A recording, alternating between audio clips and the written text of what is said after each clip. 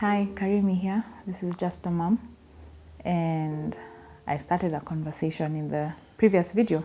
You can go back and watch it so that you can follow the storyline, because I'm about to share, I'm about to continue the story that had just begun. So, like I said in the previous video, we were expecting a second child, and actually this was our third child, and we lost the baby at the end of March. So just allow me to walk through the journey. I'm really hoping I'll be strong enough to talk about it, but let me just try. So we found out I was pregnant in February, and of course there was excitement. I did a home pregnancy because I'd been feeling off, and I happened to have a home pregnancy test in the house because leftovers from my previous pregnancy. So yeah, I did the home pregnancy test, and it was positive. And I remember calling my husband, very excited. Of course, he was excited as well because we've been trying to have a baby, and we felt that yay, God had blessed us. So, but still, I remember that day feeling like I didn't believe that it was actually positive. I was doubting myself, paranoia, and maybe leftover fear from previous miscarriage in 2014.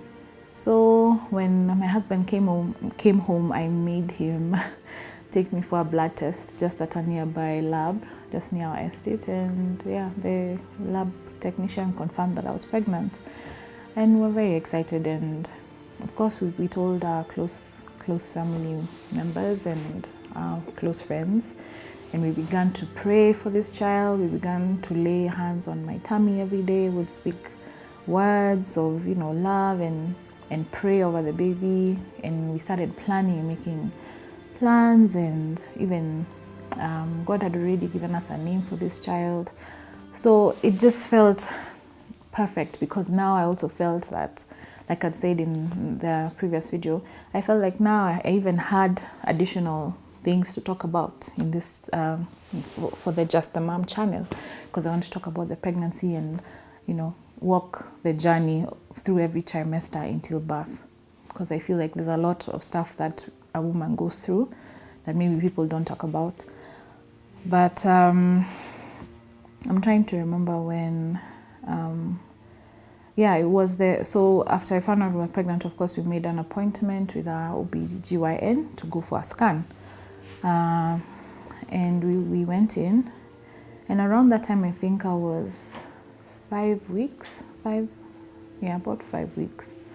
And we went in and we did a scan.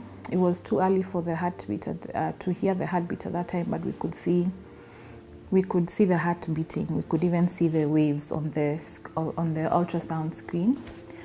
And the doctor told us to come in after 2 weeks so that we could now check. But then now the baby would be big enough for us to actually hear the heartbeat. So we went in 2 weeks later. I remember it was on a Friday. And we went in, and he said we went in for the ultrasound. And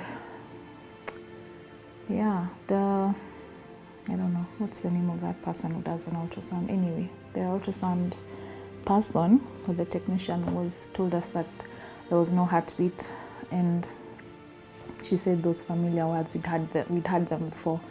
There's no heartbeat, and this is nature's way of getting rid of an abnormality.